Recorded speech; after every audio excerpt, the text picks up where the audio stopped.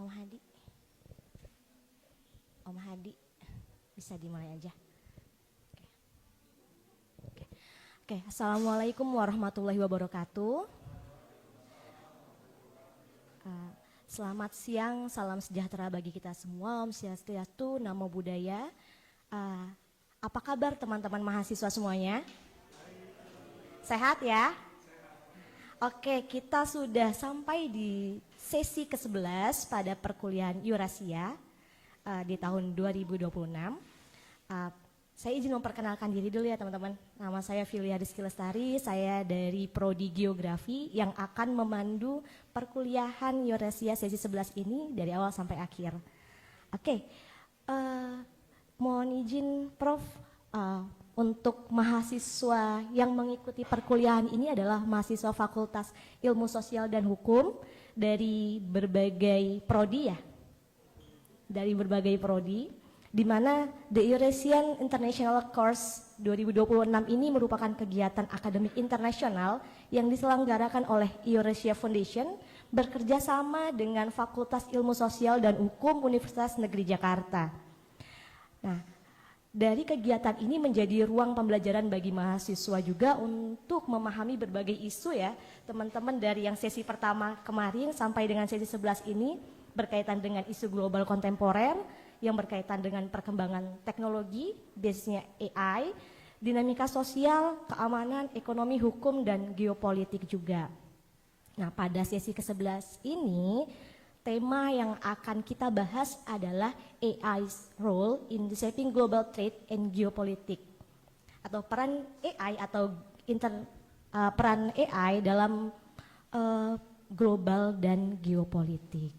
Nah, pada kesempatan hari ini kita kedatangan pemateri yang sangat luar biasa. Kebetulan beliau juga adalah orang tua saya di sekolah dulu, Profesor Dr. Insinyur Rudi Agus Gemilang Gultom MSc.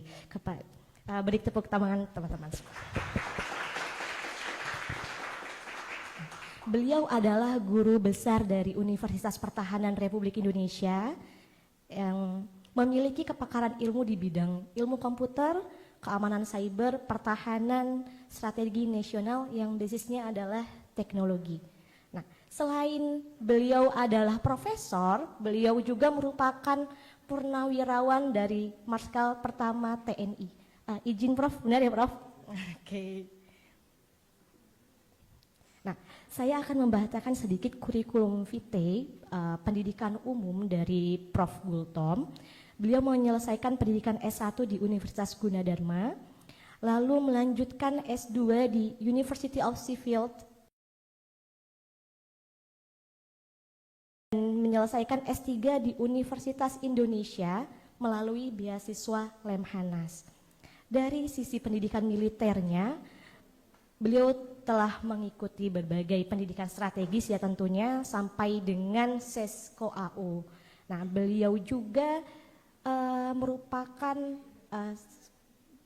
dosen dari Universitas Pertahanan dan juga kemarin baru serah terima jabatan ya Prof ya, selesai menjabat sebagai Rektor Universitas Nurtanio Bandung.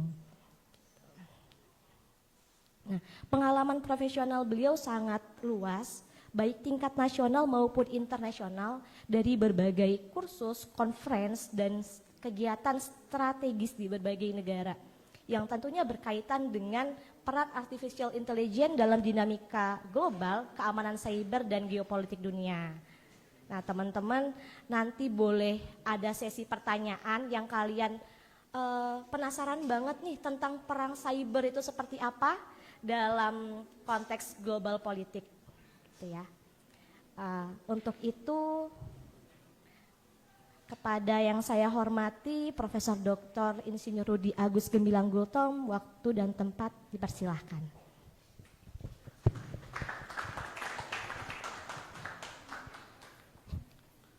Izin saya berdiri ya, boleh kan? Baik. Assalamualaikum warahmatullahi wabarakatuh. Ya, salam sejahtera bagi kita semua. Swastiastu. Yang saya hormati Di sini Bapak Rektor UNJ yang diwakili oleh tadi Bapak ketemu tadi Pak PLT Dekan FIS ya. Ini FIS ya, FISH ya. Ikan ya, FIS ya. Ya.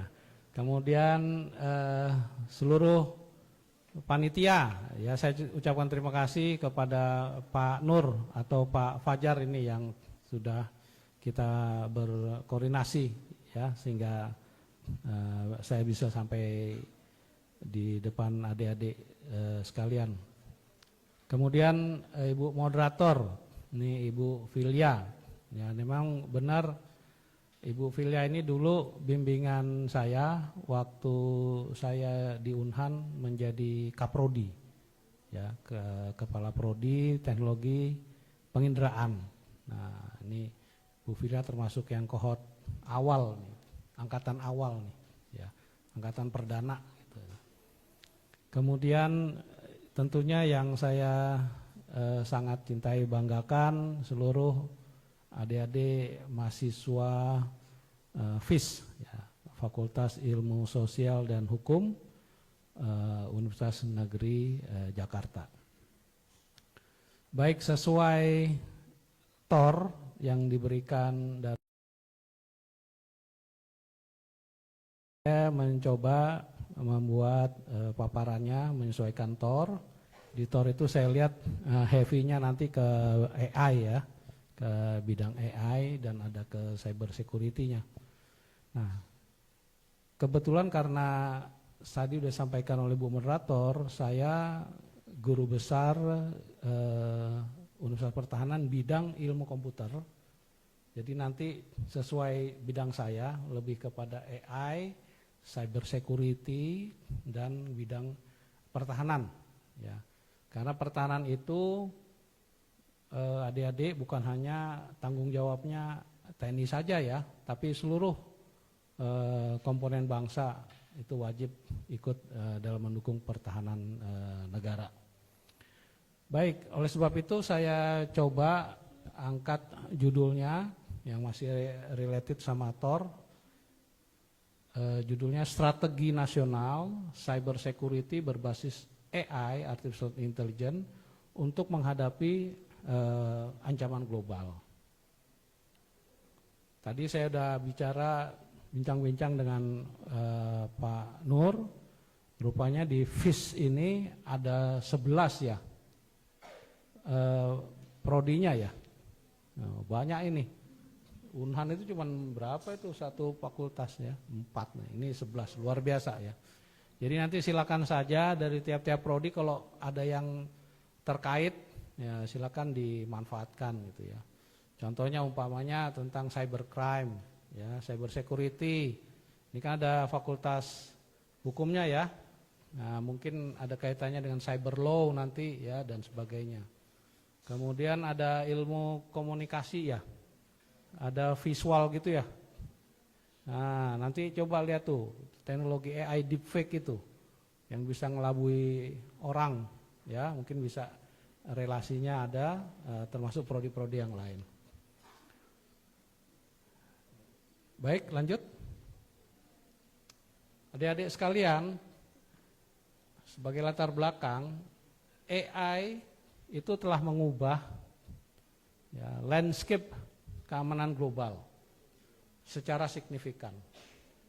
Ya, kita tahu ancaman serangan cyber attack ini itu tambah kompleks, tambah cepat, sulit dideteksi dan sifatnya lintas negara. Nah ini yang repotnya ini. Ya. Adik-adik tahu ya, tahun lalu nggak salah ya. Hacker Bjorka udah pada tahu ya, yang wajahnya kayak boneka dibedakin itu ya. Itu kan lintas negara itu ya, pas targetnya Indonesia banyak sekali kementerian lembaga yang kena itu ulahnya si Bjorka. Jadi dan sulit dideteksi itu.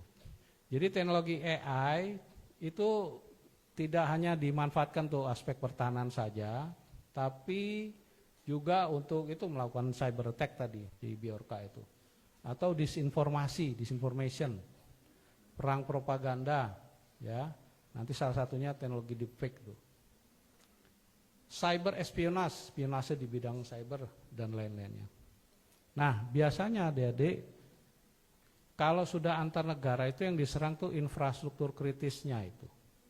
Ya, mau di infrastruktur telekomunikasi, penerbangan, ya, perekonomian dan sebagainya.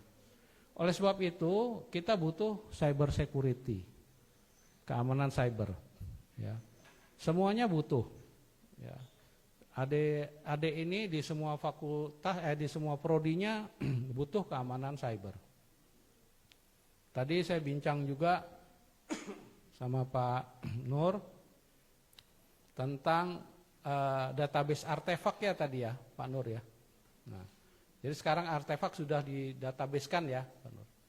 Nah, itu juga perlu keamanan cyber. Sekarang bayangkan udah capek-capek tuh artefak semua dikumpulin, didigitalisasi, dimasukin di database. Tahu-tahu database-nya dihack. Apa enggak nangis Bombay itu? Udah ngumpulin lama. Jadi aspek cyber security masuk ke semua sektoral, gitu ya.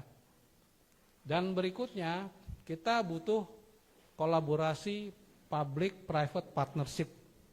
Ya, ini istilah ini sering didengar ya, triple P, PPP. Jadi artinya kolaborasi government dengan swasta, dengan masyarakat. Karena apa? Nggak bisa menghadapi cyber security sendirian, sektoral nggak bisa. Dia harus kolaborasi. Next. Cyber security sendiri artinya kita harus bisa mampu melindungi sistem jaringan dan data kita dari ancaman cyber yang terus berkembang tadi. Ya, kalau adik-adik ini ancamannya ini aja lah. Ini kan nanti nyusun skripsi ya. Nah, coba adik-adik udah bikin skripsinya nih, udah bolak-balik bimbingan sama pembimbing, ya kan? Udah nggak tidur berhari-hari, ya kan? Terus tiba-tiba filenya itu karena nggak di backup, lupa nge-backup, terkena ransomware. Ya mudah-mudahan di FIS nggak ada yang kena ya. Tapi di Unhana itu ada yang kena. Ada yang kena. Nangis Bombay juga, mahasiswa juga. Ya, Bun-bun kena itu ya. Di Bun-bun tuh. Kalau S2 kan tesis. Kena, akhirnya ngulang lagi dari awal. Nah ini juga untuk keamanan cyber, adik-adik mahasiswa jangan lupa selalu backup. Ya, jangan lupa setiap selesai sudah sampai bagian sekian backup. Jadi kalaupun apes kena masih ada backupnya. Itu paling dasar banget lah ya buat kalian. Nah sekarang hacker sendiri itu juga sudah memanfaatkan AI dalam kegiatan dia. Makanya AI ini ya seperti ya sosmed atau internet sekarang ya bisa dipakai untuk hal yang baik, tapi ya dipakai buat yang tidak baik juga banyak juga orangnya yang manfaatkan ya. Oke lanjut. Nah, ini saya kasih lihat, ya ini video klip pertama. Nanti ada beberapa video klip supaya kita tambah paham ya. Ini hacker ini. Hacker ini ada yang sifatnya state actor, ada yang non state actor. Jadi ada hacker negara yang melakukan, itu namanya state actor. Tapi kalau bukan negara, perorangan, individu, jadi non-state actor. Nah, ini contoh ini non state actor. Ya, saya ambil contoh ini. Ini hacker ini namanya si Max di Belanda ini. Jadi dia usil, ya. Ini sifatnya hanya pengen nyoba ininya aja, kayak narsis gitu ya. Tidak ada maksud mau merusak atau apa enggak. Ya, cuma nyoba doang.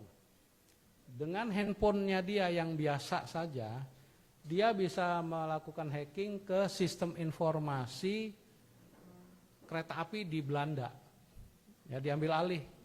Ya, dia bisa masuk pakai handphone biasa. Nah, hanya untuk tadi ya, just for fun aja. Cuman masalahnya kalau ada pihak ketiga yang memanfaatkan ya keahlian si Max ini untuk konteks yang lebih luas dan untuk ke infrastruktur kritis, itu lain lagi urusannya itu. Ya kan? Nah, mari kita lihat video klipnya. Ik sta hier op Utrecht Centraal. Ik heb hier een mobieltje bij me, een supersnelle internetverbinding. Ga ik straks proberen verbinding te krijgen met het netwerk van ProRail. Zie je het hele mooie grote scherm daar? Ik wil straks een livestream verbinding maken. Utrecht Centraal. Ik sta hier.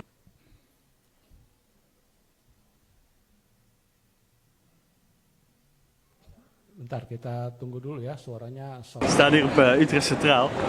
Ik heb hier een mobieltje bij me, een supersnelle internetverbinding. Ga ik straks proberen verbinding te krijgen met het netwerk van ProRail.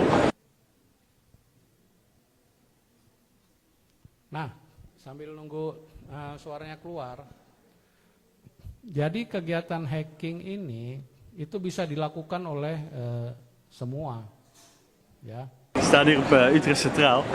Ik heb hier een mobieltje bij me, een supersnelle internetverbinding. Ga ik straks proberen verbinding te krijgen met het netwerk van ProRail. Zie je het hele mooie grote scherm daar? Ik wil straks een livestream verbinding maken, waardoor ik live beelden kan overbrengen op groot scherm.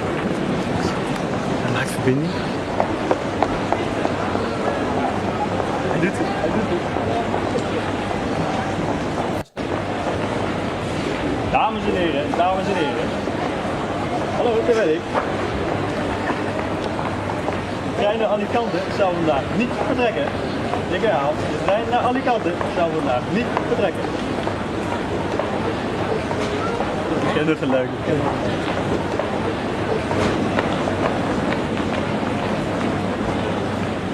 Man met de rode jas, man met de rode jas. U heeft een auto gewonnen. Ja. U heeft een auto gewonnen. Ja. Applausje, klopt u maar.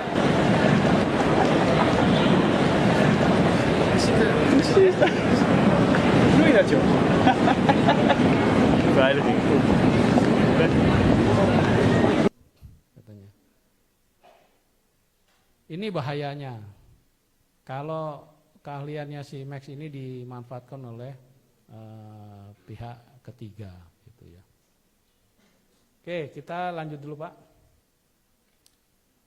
Di sini BSSN, Badan Siber dan Sandi Negara, itu mencatat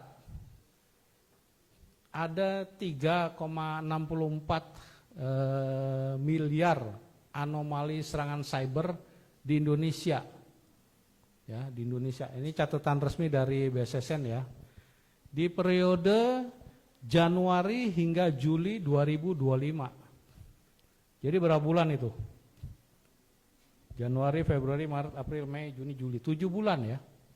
Dalam 7 bulan di 2025 ada 3,64 miliar serangan cyber di Indonesia. Meningkatnya kenapa? Karena angka ini menyamai total seluruh anomali serangan cyber 5 tahun terakhir, 2020 sampai 2025. Bayangkan itu. OJK, Otoritas Jasa Keuangan, dengan Indonesia Anti-Scam Center, juga sudah melaporkan kerugian penipuan online. Ya, sudah lewat 2,6 triliun sampai Mei 2025. Artinya apa adik-adik? Ini fakta ya, angka-angka ini menegaskan bahwa penipuan digital lewat cyber di Indonesia ya itu sudah bukan yang dianggap remeh lagi. Ini sudah bahaya ini, ya, bahaya nasional ini. Oke, lanjut Pak. Ini gambarnya si Bjorka ya, hacker Bjorka yang terkenal itu, yang di Uber. Tahu sampai sekarang udah ketangkep belum ini? Ya, jadi kalau nggak salah ini tahun 2025 ya, Bjorka ini kalau nggak salah ya, di bulan-bulan Juni kalau nggak salah itu. Jadi dia nyerang pusat data nasional, punyanya Kominfo, sekarang namanya jadi Komdigi. Ya, di mana kementerian lembaga itu naruh database-nya di situ, di PDN itu, ya kena semua.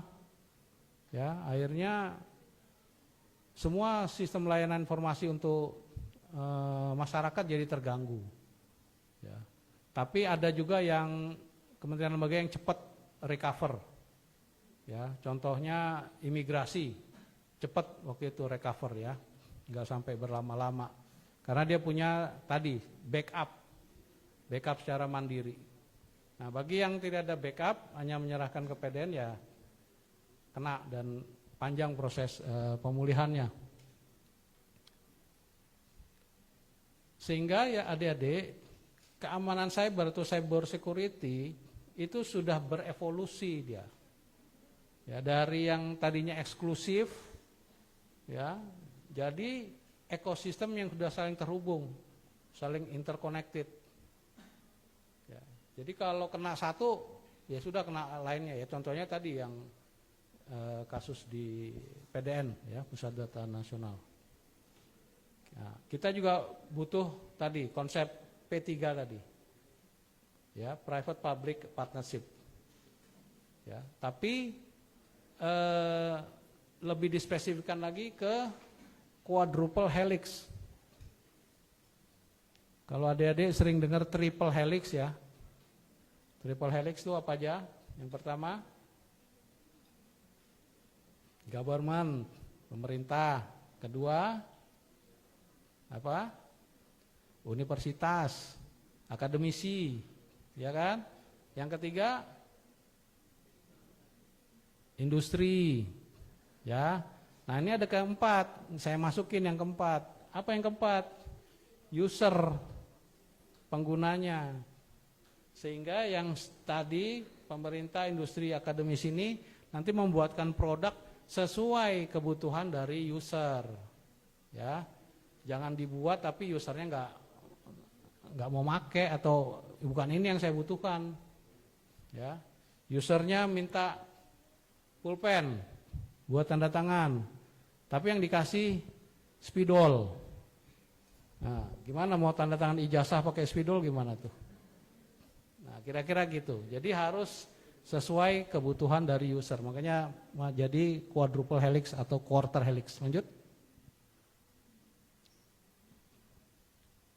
AI sekarang bukan lagi hanya teknologi AI saja.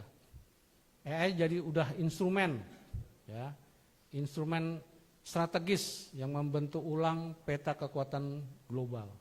Jadi negara-negara yang menguasai teknologi AI itu akan mengendalikan arah perdagangan, keamanan, termasuk geopolitik dunia. Makanya kita juga perlu menguasai AI. AI ini tidak hanya untuk mahasiswa IT, matematik, enggak. Social science juga butuh AI, gitu ya. Itu apa namanya, mindsetnya dirubah, ya. Ini bukan hanya untuk yang apa prodi-prodi yang teknikal, tapi enggak. Social science juga bisa. Nah, pertanyaannya sekarang bukan lagi apakah kita sudah siap menerima teknologi AI. Bukan itu lagi, ketinggalan zaman udah. AI-nya udah kemana-mana, ya kan? Ini kalian kan semua udah pada make AI semua kan?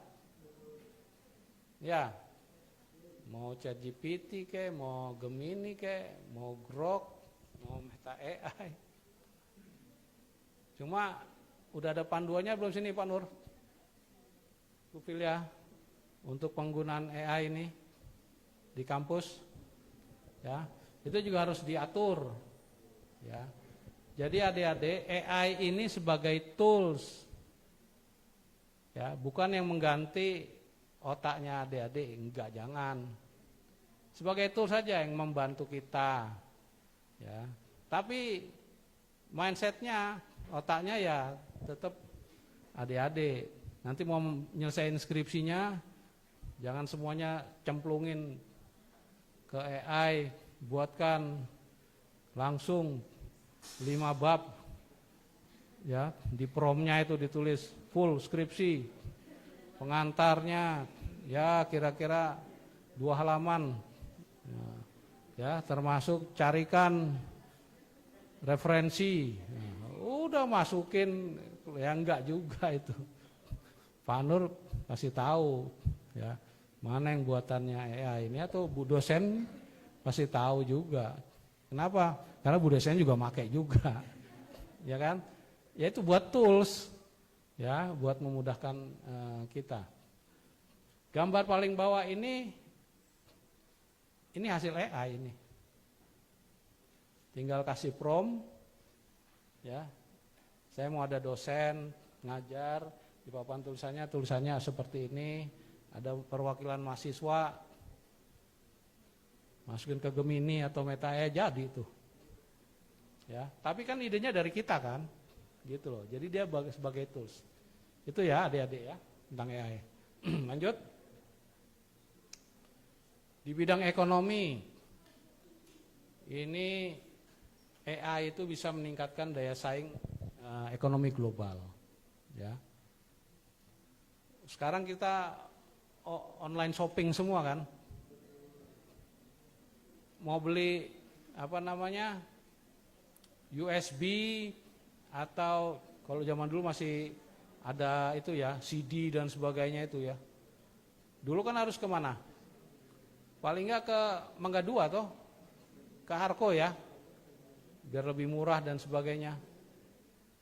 Loh sekarang datang ke sana udah pada tutup, Harko Mangga 2 udah pada sepi, karena semua belinya pakai online, ya. Nah itu salah satu pemanfaatan AI dalam bidang ekonomi. Beli tiket pesawat, ya, dan lain-lain ya, kan mudah sekali tuh, ya. Kiris tuh, mau belanja nggak di dompet, tinggal selembar uang 2000-an, ya kan? Untung ada kiris, ya kan? Kayak kiris, nah, gitu ya. Kemudian di sektor lain AI juga, terutama di perang informasi. Nah sekarang lagi zaman perang informasi nih, ya. Ini perang Iran sama Amerika Israel tuh, perang informasi enggak tuh? Iya kan? Saling klaim lah dan sebagainya, sehingga yang bingung ya masyarakat nih, yang benar yang mana ini. Nah itulah perang informasi, apalagi sudah ditambahin dengan AI gitu ya. Oke, lanjut. Nah, sekarang AI dalam bidang pertahanan, ya, itu salah satunya ya pencitraan satelit, ya, citra satelit. Ini Bu dosennya, Bu moderator, ini mahasiswa di Unhan, mahasiswa S2 Teknologi Penginderaan, ya. Nah, coba ceritain sedikit, ya, tentang pasti tesisnya pakai ini nih, citra satelit. Nah, apa manfaatnya citra satelit untuk penelitian? Silakan Bu Filia. Agak kaget ya teman-teman. Oke, mohon izin Prof, Ibu dan teman-teman mahasiswa semuanya. Di sini penggunaan AI ya dalam pertahanan, di mana penggunaan citra satelit. Oke, kalau di Unhan itu kita belajar network centric warfare, di mana semuanya itu terintegrasi antara dari citra satelit, ya, citra satelit, lalu ke dalam base militer dan juga dari station data. Nah ini integrasi dengan geografi juga, Prof izin. Jadi dalam pengembangan wilayah militer juga membutuhkan citra satelit dalam penggunaan atau perubahan tata kelola juga tata kelola lahan itu juga menggunakan citra satelit. Nah, kalau dalam tadi pertahanan kita bisa tahu di mana sih base militer dari musuh misalnya, atau kita juga bisa kalau misalkan di NCW itu dalam pelatihannya kita bisa integrasi antara data yang diambil dari beberapa sektor, misalnya sektor militer antara darat, laut, udara, lalu kita bisa mengolahnya dalam satu big data. Nah, AI ini sangat berguna. Di sini kan ada radar. Selain satelit, itu juga ada radar. Dimana kalau misalkan kalian di pesawat, pesawat itu pakainya radar. Nah, radar itu juga akan terintegrasi di satu base station. Lalu ada AIS atau Automatic Identification System. Ini juga bisa mendeteksi aktivitas ilegal, di mana AIS ini juga terpasang di kapal. Jadi kalau misalkan kalian mancing atau kalian ada nelayan tuh harusnya memiliki si AIS. Dan juga ada radarnya. Begitu teman-teman. Si tepuk tangan dulu buat Bu moderator. Tandanya waktu saya ngajar nggak tidur Bu Filian. Wah. Alhamdulillah. Ya bagus ini. Masih ingat tuh tahun berapa kuliah waktu itu? Izin saya tahun 2017-2018. 2017, sekarang 2026, berapa tahun yang lalu tuh? 9 tahun yang lalu. Masih ingat ya, bagus ya. Terima kasih Bu Filia. Jadi itu ya adik-adik, tadi saya bilang AI itu dibutuhkan semuanya, semua bidang membutuhkan AI ya, termasuk di FIS ini juga membutuhkan AI ya. Tapi jangan lupa AI atau kecerdasan buatan ini dia nggak bisa dibilang cerdas kalau nggak didukung sama apa itu paling bawah, big data. Kalau nggak ada datanya yang mau diolah sama algoritma AI, AI-nya bodoh itu, nggak pintar-pintar amat dia. Makanya kata kuncinya nanti di sini nih, big data. Kenapa? AI ini belajarnya dari sini. Semakin banyak data yang dikasih, semakin pintar dia. Tuh konsep dasarnya daripada AI. Lanjut. Di bidang militer sudah dipakai alutsista, alat utama sistem senjata. Ini semua udah pakai AI. Ya. Ini mesin palang sini. Ini mesin otomatis ini udah langsung bisa mendetek kalau datang umpamanya serangan rudal ada 50 rudal gitu, dia udah langsung kenalin satu-satu, nembaknya udah terarah sesuai target. Kalau manusia kan repot itu, manual itu, ya. Ini AI untuk di sini. Kemudian yang di sini, ini untuk teknologi swarm drone. Jadi AI di dunia pertahanan dipakai di Unmanned Aerial Vehicle atau UAV, ya, drone lah, ya. Kita kenal dengan istilahnya swarm drone, drone berkelompok, terbang berkelompok, anonymous, autonomous, ya. Itu sudah anonymousnya dari mana? Karena semua komando kendalinya sudah tidak orang lagi, tapi di antara drone itu saling berkomunikasi. Autonomous, jadi udah terbang sendiri, udah direprogram, targetnya ini, udah berangkat sendiri. Nanti ada video klipnya, mudah-mudahan ada suaranya Pak ya. Nah, di Unhan, waktu saya masih kaprodi penginderaan, ya, tempat Filia ini, kita mentransformasikan, jadi kita diberikan drone sama Pak Rektornya itu ya, drone besar dronenya, DJI Matis M600, 6 rotor, segede itu ya, gede meja bundar itu, 9 kilo payloadnya. Itu tadinya dipakai untuk mendukung penelitian di prodinya teknologi penginderaan, ya, pemetaan, segala macam. Kemudian kita rubah atau kita transformasikan menjadi drone pertahanan. ya, jadi bisa membawa bom ya dan lain-lain itu. Tapi bukan munisi beneran, enggak. Kita pakai mercon aja waktu itu. Yang penting jatuh meledak, nah, kita kasih tepung lah, ya, warna-warni supaya seperti ada efeknya. Tapi di situ yang kita utamakan apa? AI-nya. Ya, AI-nya menentukan locking target, ya kan, rilis bom, ngitung cuaca, itu angin, itu AI semua. Nah, temannya Bu Filia ini ada namanya Pak Bobby, ya, itu spesialis untuk bikin algoritmanya. Tentunya dengan database yang atau big data yang banyak. Oke, ini video klip yang berikut. Ini adik-adik bisa lihat swarm drone berkelompok. Sekali diluncurkan puluhan, bahkan ratusan. Ya, kemudian sudah langsung nyari targetnya sendiri karena udah di reprogram. Ya, ini saya ambil dari cuplikan film The Angel Has Fallen.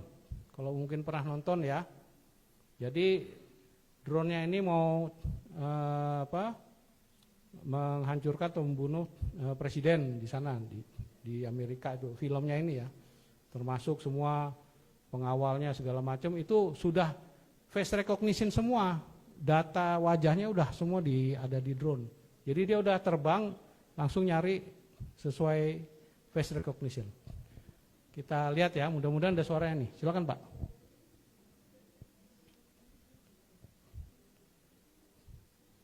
Oke. Sebelum ini ada satu yang keselip. Nah ini yang tadi disampaikan oleh Bu moderator yang disebut dengan NCW tadi.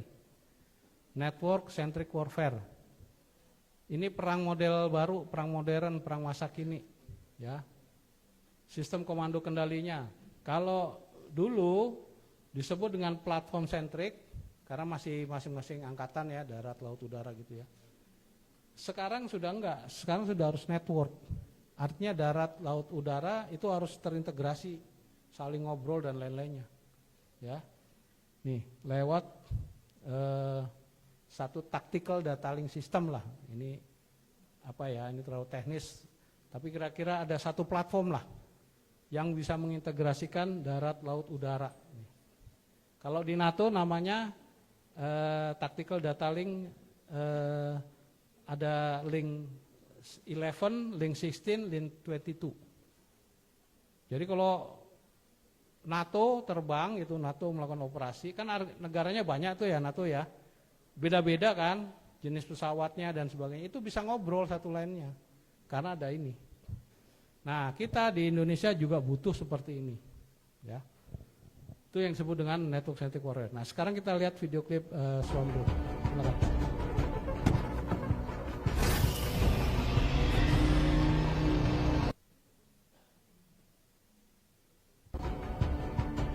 Kita pakai mic aja.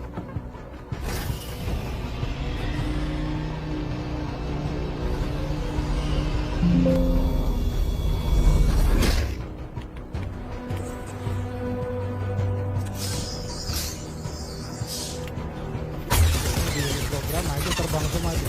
Dari kelompoknya. Drone kecil-kecil. Orang menyangkanya itu kelelawar. Itu pengawal bodyguardnya itu.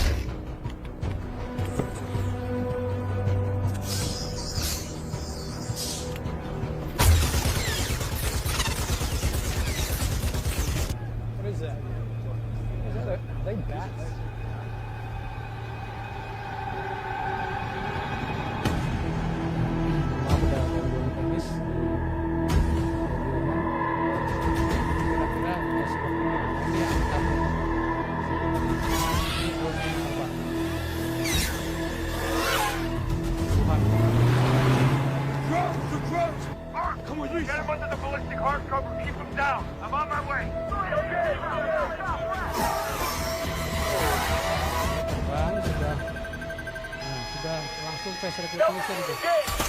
Target-targetnya udah ketahuan.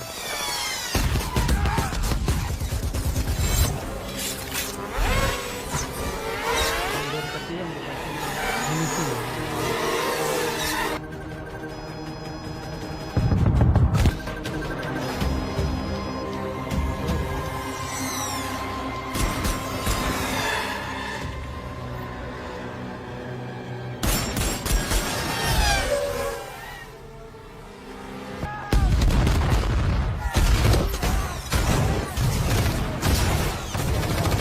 Menggunakan drone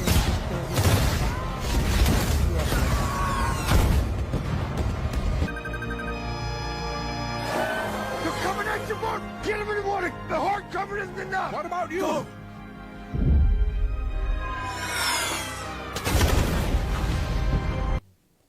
Ya, itu Bapak Ibu, adik-adik, itu yang disebut dengan swarm drone, ya, drone berkelompok yang sudah ada AI di dalamnya. Lanjut.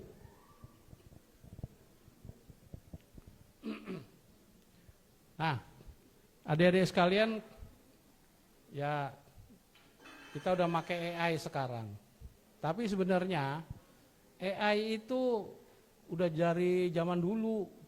Ya, AI itu dari tahun 56 itu sudah ada terminologi AI. Nih sama Pak John McCarthy nih, ya, di dalam konferensi di Dartmouth tahun 56. Ini Bapak ini udah memperkenalkan terminologi AI. Ya, nih, jadi AI itu sebenarnya bukan barang baru, sudah lama. Cuma karena ada teknologi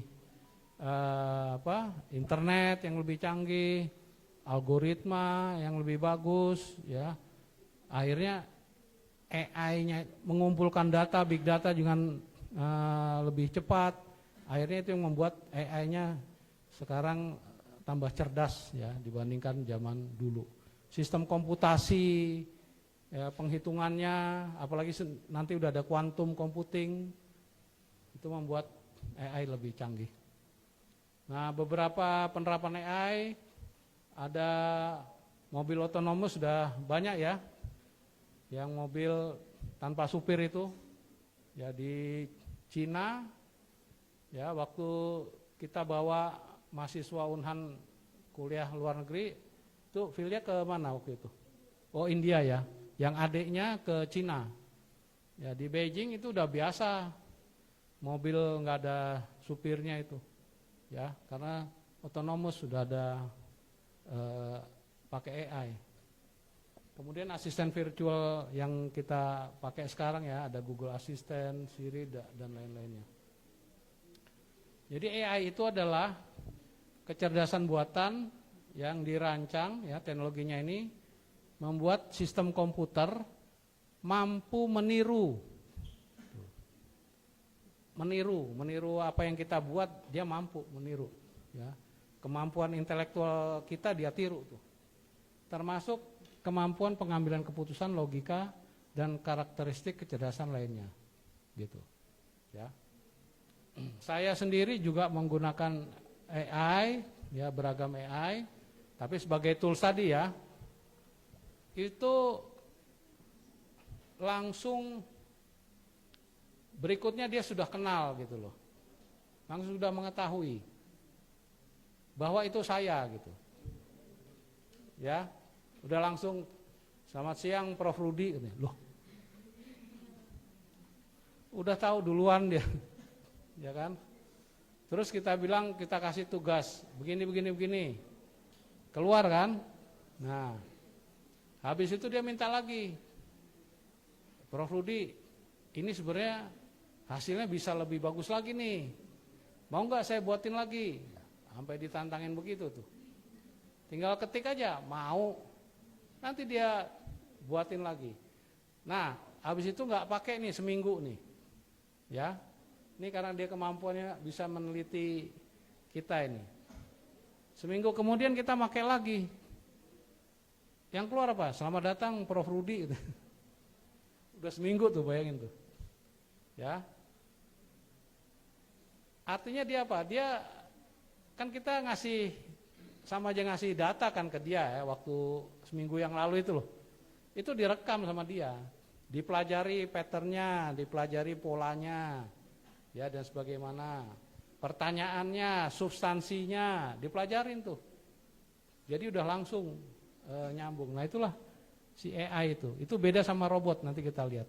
Lanjut. Nah ini. Beda nih, AI sama robot. Robot kita anggap canggih ya. Tapi ini robot konvensional. Kalau robot yang udah ditanam AI juga canggih. Kalau robot konvensional zaman dulu kayak kalau di pabrik mobil kan ada robot yang khusus bikin itu ya, kabinnya, ban dan sebagainya. Nah ini. Nah, tapi sebelumnya AI itu ya ada bagiannya ini kayak bawang ya, ada layernya. Di dalam AI itu lapis keduanya adalah machine learning ya. Ini bagian AI yang memungkinkan mesin AI-nya belajar dia ya. Kemudian paling core-nya yang paling dalamnya adalah deep learning. Nah, ini bagian dari machine learning nanti yang memproses data yang sangat banyak, big data tadi itu loh. Dengan algoritma kompleks. Ini yang bikin pintar. Semakin banyak kita kasih data, big data semakin pintar dia. Kayak tadi itu, seminggu yang lalu saya kasih gitu ya. Pintar kan? Minggu berikutnya yang pakai udah bisa, selamat datang Prof. Rudi. Ya, itu AI itu. Tapi adik-adik hati-hati juga ya. Nanti kalau bicara tentang etika ya kan? Tentang hukum dan sebagainya di AI ini juga masih perlu diskusi nanti itu. Jadi kalau robot program to do, artinya dia diprogram untuk to do, melaksanakan sesuatu, ya kan? Kalau AI diprogram to think, dia diprogram untuk berpikir bukan to do, dia berpikir. Yang kedua, low level interaction dengan human, dengan manusia, ya kan? Kalau pabrik tadi mobil itu ya robotnya kerja aja di situ ya, dia interaksinya nggak ada. Tapi kalau AI, social interactionnya tinggi dengan human, betul nggak? Nah kita pakai itu ChatGPT dan lain-lain kan interaksi itu, ya kan?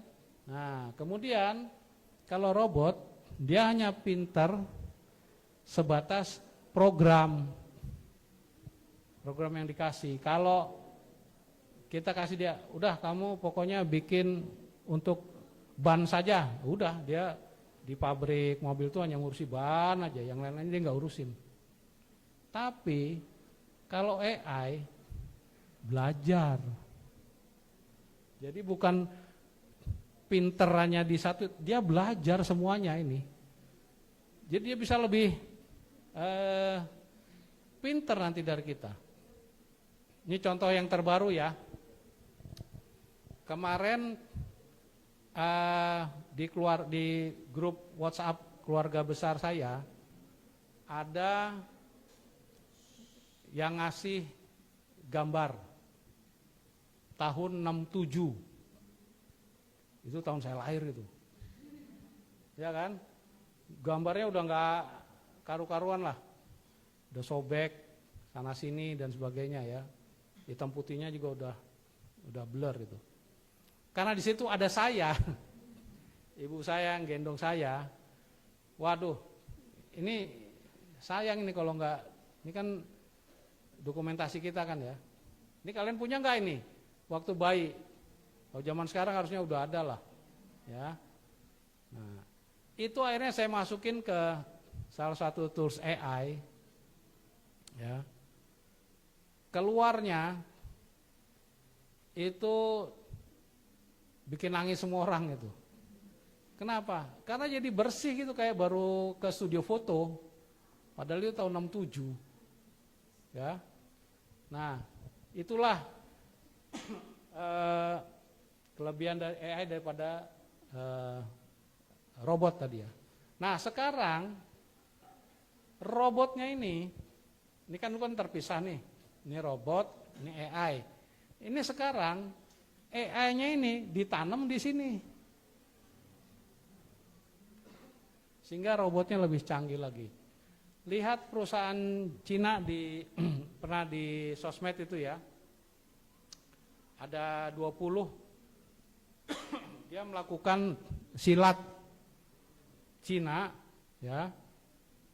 Pakai AI 20 robotnya itu.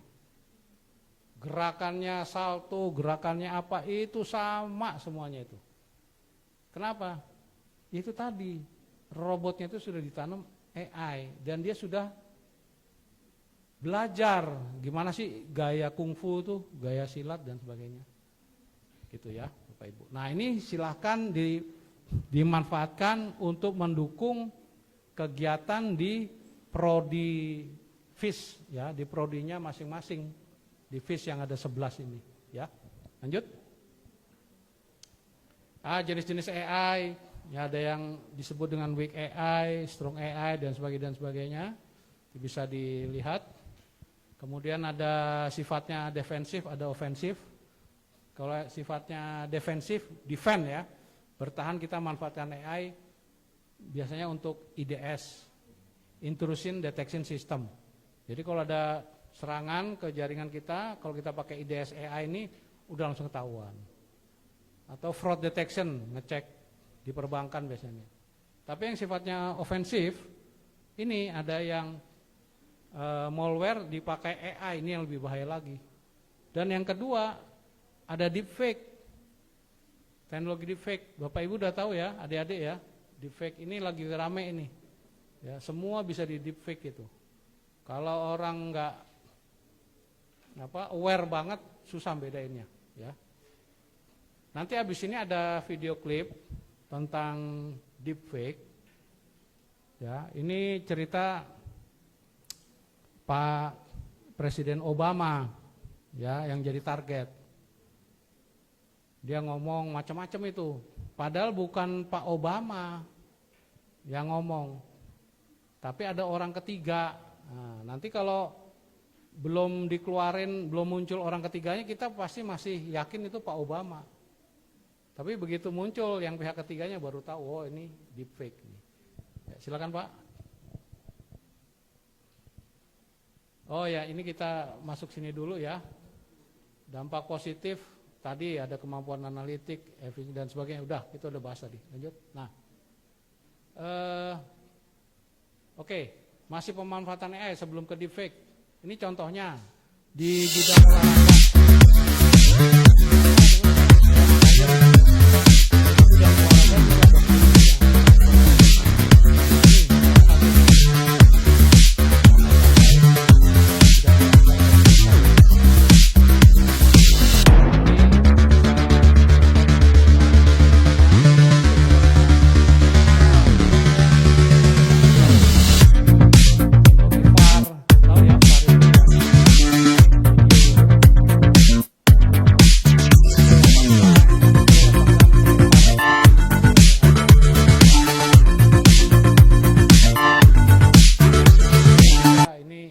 Asli apa AI dan sebagainya. Ya, lanjut Pak.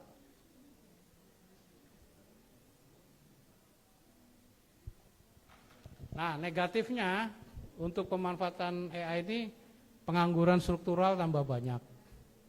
Karena apa? Yang semuanya dikerjakan manusia akhirnya dikerjakan AI. Ya mau nggak mau, ya, gitu ya. Di berbagai sektor, privasi keamanan. Ya, keamanan data. Sering nggak kita kalau ada keperluan diminta KTP-nya difoto? Padahal udah ada undang-undang PDP. Tapi tetap aja kan mau booking apa gitu segala macam KTP. Nah, sementara KTP udah sempet kita taruh di sosmed. Wah, itu keliling-keliling kemana-mana itu. Ya, nah kalau itu dikumpulkan di dalam satu database, nanti dimanfaatkan oleh AI, ya sudah selesai.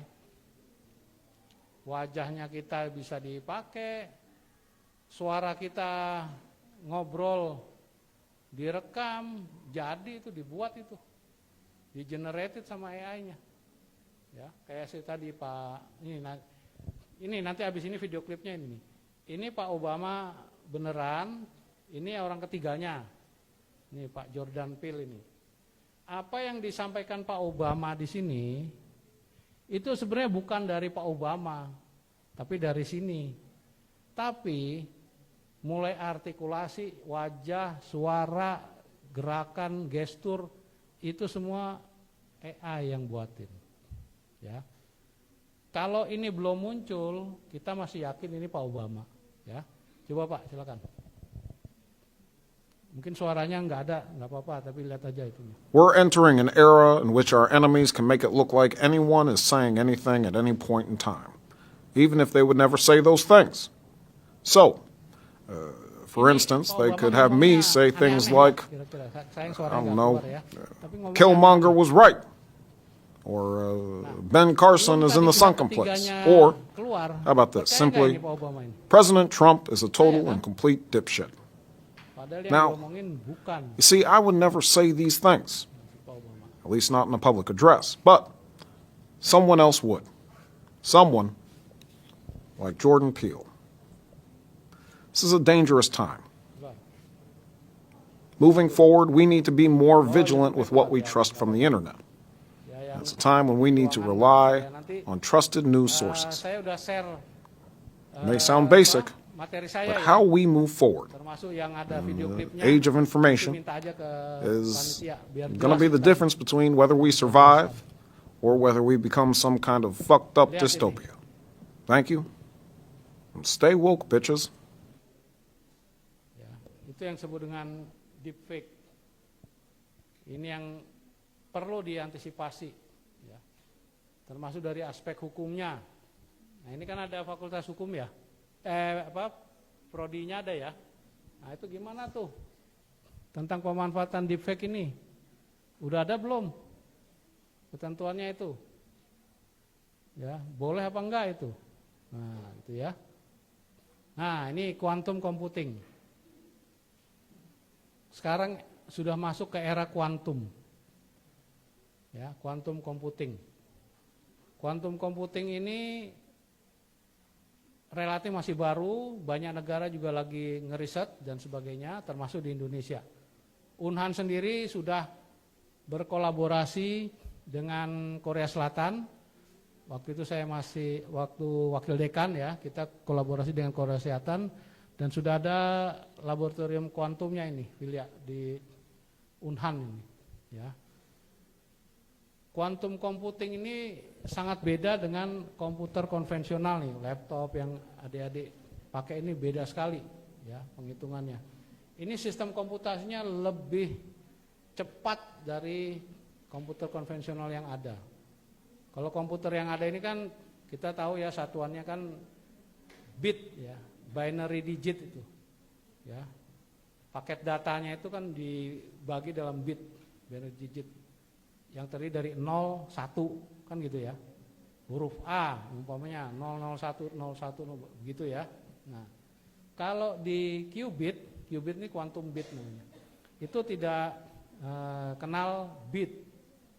Dia 01 itu bisa kalau di bit 01 itu kan di dua posisi yang berbeda ya. Tapi kalau di kuantum bisa di dalam satu posisi 0 dan 1-nya itu. Ya, itu disebut dengan superposisi kalau di kuantum itu.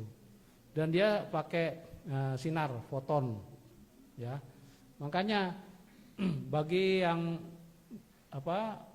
bidang kuantum fisika ini cepat nanti belajar ke sini nih orang-orang dari fisika ya. Kuantum bukan AI, ya, tapi dengan mekanika kuantum tadi, komputasi kuantum, itu bisa membantu AI lebih cepat lagi dalam melakukan proses komputasi. Gitu ya. AI kita bisa pakai superkomputer yang ada sekarang. Tapi dengan pakai server kuantum computing mungkin bisa 100 kali lebih cepat penghitungannya. Kemampuan membobol enkripsi cepat sekali. Ya, kita sudah pernah berdiskusi ya, dengan Pak Prof yang di Korea Selatan, umpamanya kita untuk melakukan penetrasi, menghacking password. Kalau pakai yang konvensional butuh bertahun-tahun, ya bahkan puluhan tahun. Tapi dengan quantum computing hitungannya menit, bisa kebobol itu enkripsi dari satu password. Nah, bahayanya kalau AI, quantum AI ini dipakai oleh pihak tidak bertanggung jawab, itu dia bisa melakukan otomatisasi serangan cybernya itu lebih cerdas, lebih cepat, dan susah dideteksi. Oke, lanjut. Baik adik-adik, mahasiswa, kita kembali ke judul. Setelah kita bahas tadi tentang AI, cyber security, dan lain-lain, kita kembali ke judul. Strategi nasional cyber security berbasis AI dalam menghadapi ancaman global. Next, saya mau ngasih proposal, itu ada 6 untuk strategi nasional tadi. Ya, yang pertama, pengembangan SDM dan talenta cyber nasional. SDM, ya adik-adik sekalian. Yang kedua, penguatan infrastruktur pertahanan cyber nasional. Yang ketiga, penguatan regulasi dan tata kelola cyber. Ini mungkin Fakultas Hukum bisa nyambung sini, prodi hukum ya. Yang keempat, public-private partnership di dalam cyber security. Yang kelima, kita harus kolaborasi, ya, regional maupun global, internasional. Dan yang keenam, implementasi Sixware Cyber Security Framework. Nanti saya jelaskan. Sixware Cyber Security Framework ini framework tentang keamanan cyber yang saya buat, ya, tahun 2019. Ya, ini saya lagi usahakan supaya bisa menjadi standar nasional. Ya. Kemarin saya udah ke BNSP, ke LSP, lagi kita usahakan. Ya. Mohon doanya, ya. Karena biasanya Cyber Security Framework itu produk luar semua. ISO tahu ya? ISO 27001 itu cyber security, NIST, COVID 5 dan sebagainya. Nah, ini produk lokal nih, buatan Indonesia nih. Itu ya. Oke, lanjut Pak. Kita masuk ke topik pertama atau proposal pertama, pengembangan SDM dan talenta cyber nasional. Nah, keberhasilan strategi cyber security nasional menurut saya itu sangat tergantung pada kualitas SDM-nya. Ya. Kita Indonesia ini perlu memperkuat pendidikan, pelatihan, sertifikasi di bidang AI serta keamanan cyber. Ya. Kolaborasi quadruple helix tadi yang PPP itu antara pemerintah, akademisi, industri dan user itu jadi faktor penting nanti membangun ekosistem talenta cyber. Ya. Nah, kami sendiri di Sixware, ya, di Unhan itu pada saat itu Unhan belum memiliki S2-nya ya, prodi rekayasa pertahanan cyber defense, belum ada. Waktu itu saya masih Kaprodi itu ya, kita usulkan, kita tumpangkan cyber defense, cyber security ini ke prodinya teknologi penginderaan pada saat itu. Tapi sekarang karena tuntutan zaman dan sebagainya, itu pisah jadi prodi baru, ya, prodi rekayasa pertahanan cyber, karena memang dibutuhkan. Dan kita sudah berkolaborasi juga di situ dengan Sixware ya, ini ada PT Sixware ini. Ini kita kolaborasi untuk buat training untuk AI dan keamanan cyber, BIMTEK. Diberikan sertifikasi nanti sebagai SKPI ya, surat keterangan pengganti ijazah SKPI. Jadi bagi yang berminat, adik-adik mahasiswa mau ikut yang tentang AI ya dan keamanan cyber atau lebih dalam bisa. Yang kedua tentang drone tadi, kita juga menyiapkan program untuk pelatihan menjadi pilot drone, ya, pilot drone. Jadi bagi yang berminat, nanti kita bisa ikut itu BIMTEK itu, cuma 4 hari itu online, teori ya online. Nah hari kelimanya nanti full seharian praktikum dengan drone-nya, ya. Nanti setelah selesai akan dikasih wing pilot drone, bisa dipakai dan sertifikatnya ada. Sertifikat bisa dipakai nanti kalau mau jadi IO ya, event organizer bisa tuh, nih udah sekolah drone nih, ya. Atau nanti mau kerja di pertanian kan perlu drone tuh dan sebagainya, udah punya sertifikasinya, ya silakan. Nanti ngubungi ke Bu Filia tuh, ya. Oke, lanjut. Itu saya bilang tadi perannya akademisi, universitas mencetak generasi cyber ini, generasi AI ini penting, ya. Mudah-mudahan Unhan sama UNJ itu bisa berkolaborasi dengan FIS ini ya. Kenapa? Karena waktu saya masih Kaprodi, kalau nggak salah 2017 Bu, itu sudah ada MOU tuh antara UNJ dengan Unhan. Kenapa? Karena saya masih ingat waktu itu saya ikut Serdos Bu, sertifikasi dosen, kan harusnya BIMTEK-nya ada tuh seminggu. Nah itu yang ngajar Pak Rektornya sini, Pak Rektornya UNJ 2017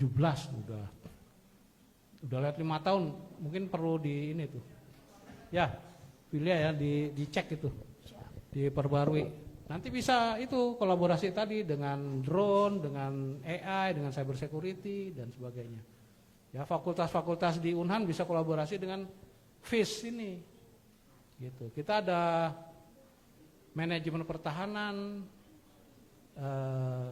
strategi pertahanan di sana Bu, fakultasnya bisa kolaborasi nanti. Udah ngobrol juga sama Pak Nur tadi ya. Oke lanjut. Kedua, penguatan infrastruktur pertahanan cyber nasional. Nah, ini infrastruktur juga penting. Ini SOC, DAD ya. SOC itu Security Operation Center.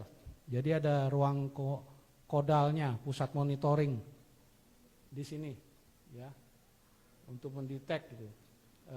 Mungkin di UNJ juga udah ada kali Bu ya, untuk bisa monitor semua kegiatan di keuniversitasan, bisa dalam satu layar gini kan, Pak Rektor bisa monitor gitu.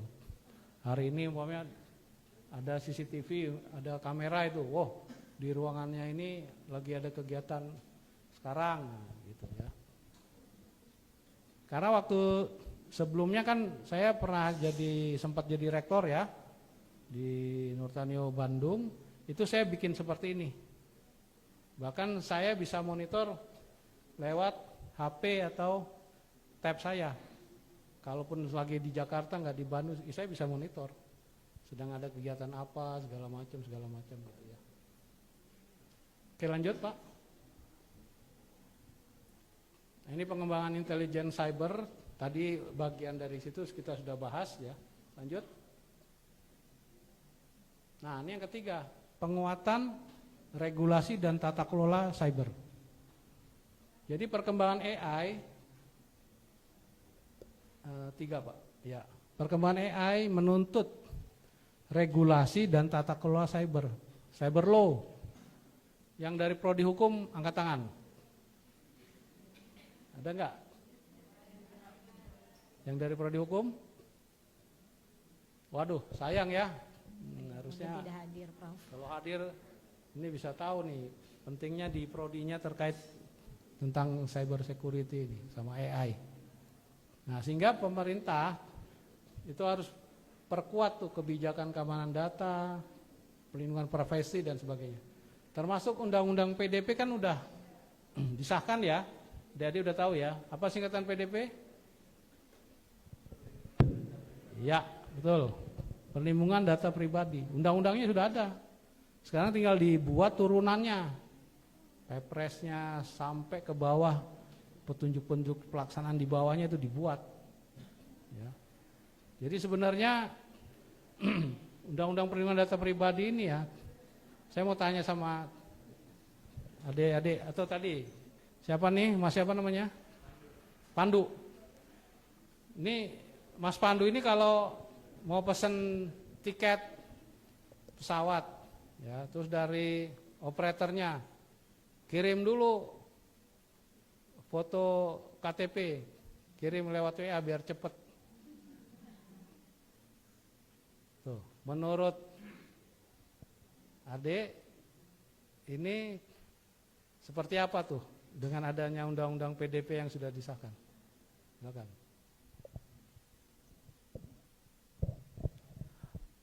Menurut saya kan di UU PDP itu setahu saya melindungi data-data pribadi, baik data biometrik seperti fisiologis ataupun kayak data-data pribadi seperti KTP dan identitas lain gitu ya Pak. Ya, jadi kalau untuk diminta foto KTP gitu, menurut saya itu melanggar UU PDP sih Pak. Kasih tepuk tangan dulu.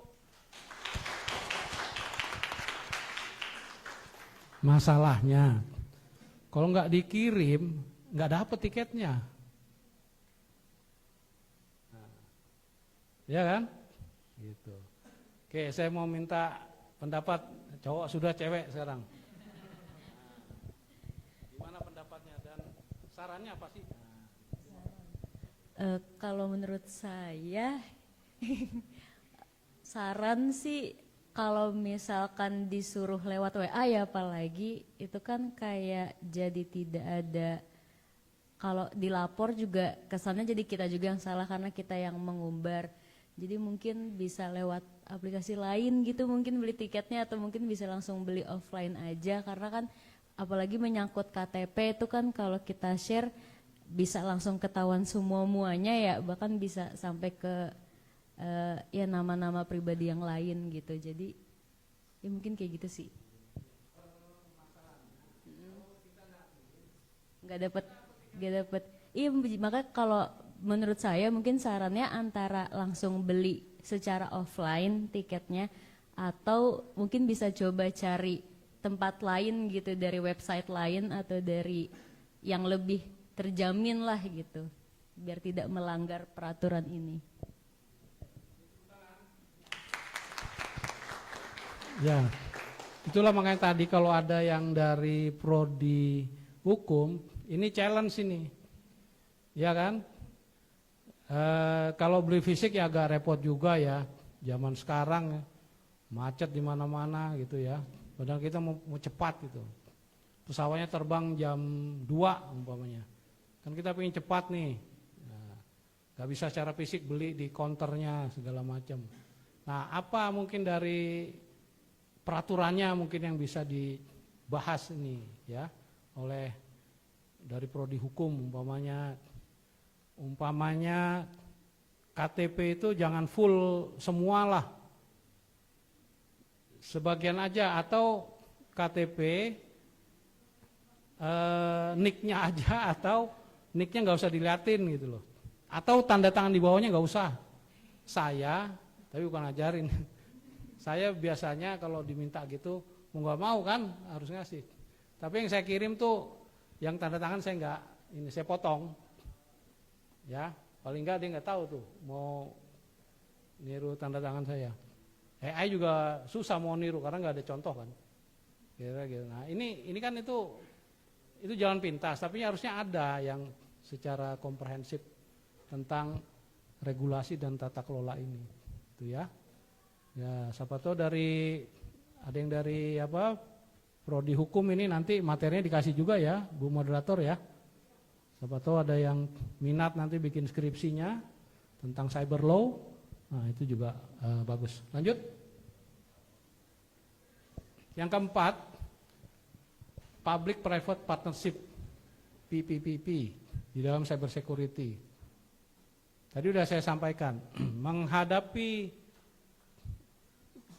AI atau cyber security itu tidak bisa satu pihak atau satu sektor saja. Ya, kejadiannya sudah ada. Yang Biorka tadi ya, di 2025, nggak salah Juni itu. Ya, itu PDN, itu kan di Kominfo dulu sebelum Komdigi. Jadi memang kita harus kolaborasi. Nah, ini yang istilah yang paling sekarang lagi tren itu adalah Public Private Partnership, PPP. Ya. Ini banyak keuntungannya nih kalau kita pakai PPP tadi ini. Apa sih Public Private Partnership? Ya, ini terminologinya ya. A collaboration between a government and private enterprise, often on large infrastructure project that the private partner may finance, plan, or execute. Ya, artinya kolaborasi antara pemerintah dan private enterprise, gitu ya. Itu harus kolaborasi untuk menghadapi challenge daripada AI dan cyber security. Lanjut. Yang berikutnya, strategi nasional cyber security kita, ya, itu harus ada kolaborasi strategis, ya, secara regional dan global. Contohnya si Biorka tadi, ya, dia serangannya itu lintas negara, tidak bisa ditangani secara sektoral saja. Nah, jadi perlu kolaborasi strategis nih. Pemerintah, TNI Polri, industri, akademisi, komunitas, dan mitra internasional. Kerjasama pertukaran threat intelligence, pengembangan teknologi diplomasi cyber, dan sebagainya. Di Unhan sudah ada prodi yang mempelajari tentang diplomasi cyber. Ya, nama prodinya Asymmetric Warfare, ya, atau peperangan asimetri. Nah, itu dipelajari di Unhan. Agar kolaborasi ini bisa meningkatkan posisi Indonesia di dalam ekosistem keamanan cyber secara global. Ya, lanjut. Ya, minimal ASEAN dulu lah, ya. Kita kolaborasi nih 10 negara ASEAN nih. Ya, supaya apa? Ya, kedaulatan digital di 10 negara ASEAN ini bisa kita jaga ini. Ya, cyber security-nya. Nah, ada istilahnya ASEAN Defense Ministry Meeting, ADMM. Itu selalu ketemu itu. Salah satunya bahas tentang ini. Coba lanjut, Pak. Next. Nah, ini. Ya, setiap tahun itu ada ASEAN Defense Ministers Meeting atau ADMM, ya, plusnya biasanya selain negara ASEAN ada lain, Jepang dan sebagainya, ya, India, Amerika dan sebagainya. Khusus tentang membahas dia punya working group untuk membahas tentang cyber security. Gitu. Ini juga. Nah ini kebetulan contoh, ini saya kebetulan tahun 2025 kemarin diundang juga di Singapura ya. Ini semua para komandan cybernya negara-negara ASEAN ini. Nah, dari Indonesia kebetulan saya mewakili. Kita udah berkomunikasi, berkolaborasi dan sudah membuat kesepakatan untuk bagaimana mengamankan cyber di ASEAN ya, in cyber defense. Nah, ini judulnya ya, Securing the Future Public Private Partnership. Nah, tadi yang kita bahas tadi itu ya, PPP itu ya. In cyber defense. Ya, dalam pertahanan cyber. Nah, ini kita perlu. Jadi di dalam negeri tidak boleh sektoral menghadapi cyber security atau cyber crime dan sebagainya. Nah, di dunia global regional kita juga nggak boleh sendiri. Kita harus kolaborasi juga. Gitu. Di regional dengan ASEAN lah. Nah, kalau di globalnya lewat UN mungkin ya, United Nations. Lanjut. Terakhir, yang keenam, yang proposal untuk strategi, yaitu implementasi Sixware, Cyber Security Framework. Ini Cyber Security Framework ini 2019 ini ya saya buat, tapi prosesnya panjang jauh ke belakang semenjak saya berpangkat letnan itu ya sampai ke kolonel. Nah, karena saya di bidang IT ya, akhirnya pada saat di Unhan ada kesempatan waktu saya formulasikan jadi ini Sixware Cyber Security Framework ya. Dan ini yang kemudian membuat saya bisa dapat guru besar salah satunya dari Sixware ini. Nah, untuk melindungi mengamankan jaringan komputer sistem informasi kita, saya bagi dalam 6 faktor, yaitu brandware, hardware, software, infrastrukturware, firmware, dan budgetware. Jadi kalau pakai framework Sixware ini, diharapkan nanti aspek manusia, teknologi, infrastruktur, tata kelola, dan pendanaan, ini penting nih, itu bisa berjalan secara terintegrasi. Itu. Ya. Sixware ini saling berkorelasi satu dengan lainnya. Ini sudah dipakai, saya tinggal mengurus hak patennya, ini lagi sedang diurus. Termasuk nanti sertifikasi yang LSP tadi itu ya. Dari ke-6ware ini, brandware, hardware, software, infrastrukturware, firmware, budgetware, penting semua. Tapi yang menurut saya yang sekarang ini yang cukup paling penting itu yang terakhir, budgetware. Ya, budgetware. Karena kalau tidak ada budgetware, yang 5 jadi ewer-ewer. Betul ya? Kita mau bergerak kemana-mana kan harus ada budget ya kan? Mau beli antivirus harus ada budget dan sebagainya. Mau bangun jaringan LAN harus ada budget. Mau buat pelatihan sertifikat tadi, drone dan sebagainya harus ada budget.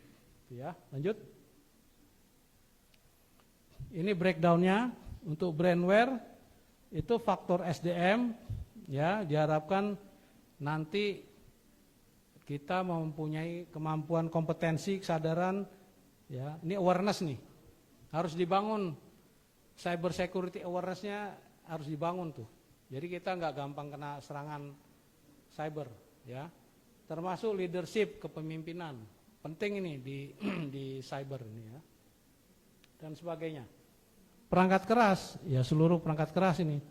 Server, komputer dan sebagainya, firewall dan sebagainya. Itu harus yang yang updated ya. Kalau kita punya server yang sudah 15 tahun dan sebagainya itu bisa dipakai servernya, tapi rentan terhadap serangan cyber karena tidak di patch, mungkin license-nya tidak diperpanjang ya dan sebagainya. Software, ini aplikasi, sistem operasi, algoritma AI dan sebagainya. Ini juga harus bagus. Oke, lanjut. Yang keempat, infrastrukturware. Ini untuk pendukung ekosistem, termasuk jaringan komunikasi, data center, cloud computing dan sebagainya. Yang kelima, firmware. Jadi kita di sini kalau kayak seperti UNJ ini membangun roadmap ya tentang keamanan cybernya di sini harus memiliki ini grand design-nya seperti apa, roadmap-nya, rencana strategis dan sebagainya. Ini bisa dinaikkan ke tingkat nasional ya, gitu. Dan yang terakhir aspek pendanaan dan pengelolaan anggaran, budgetware, ya. Karena kalau tidak ada budgetware, apa? Ewer-ewer, selesai udah diskusinya, betul ya? Tapi enggak juga Bapak Ibu, walaupun ada budgetware kendala, kita masih bisa survive. Caranya apa? Kolaborasi tadi, itu gunanya kolaborasi. Kita enggak punya laboratorium, mau bangun laboratorium mahal. Ya sudah bikin MOU aja sama kampus yang ada labnya itu, kan bisa pakai ya. Tapi pada umumnya memang harus disiapkan untuk mengamankan ekosistem sistem informasi di tempat kita. Kita harus siapkan memang budgetware yang memadai, ya. Lanjut. Nah ini breakdownnya lagi lah, supaya agak tidak terlalu detail tapi biar tahu lah sixware di dalamnya. Contohnya, ini kan ada variabelnya, subvariabel, ada indikator dan references. Ya. Jadi kalau di sini bisa kita lihat untuk brandware minimal variabelnya adalah di sini yang punya sertifikasi dari CISO, ya, Cisco dan lain-lainnya atau CH, ya, Certified Ethical Hacking dan sebagainya. Subvariabelnya apa? Ya orang tersebut ya harus kita training. Di cyber security trainingnya harus kita kasih dia ambil CEH gitu. Ya memang agak mahal ya, dan ujiannya kan luar ke Amerika itu online. Ya nggak apa-apa kalau mau mengamankan kita punya sistem informasi.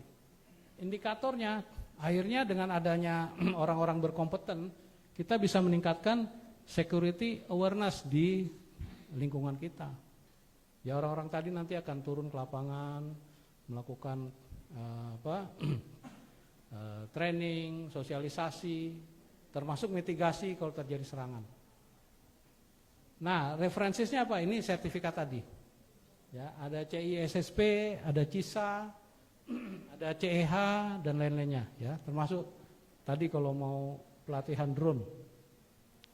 Nah, itu sama dengan yang lain-lainnya itu, yang hardware, software, infrastruktur, firmware, budgetware, ada variabel, subvariabel dan indikator secara referensi.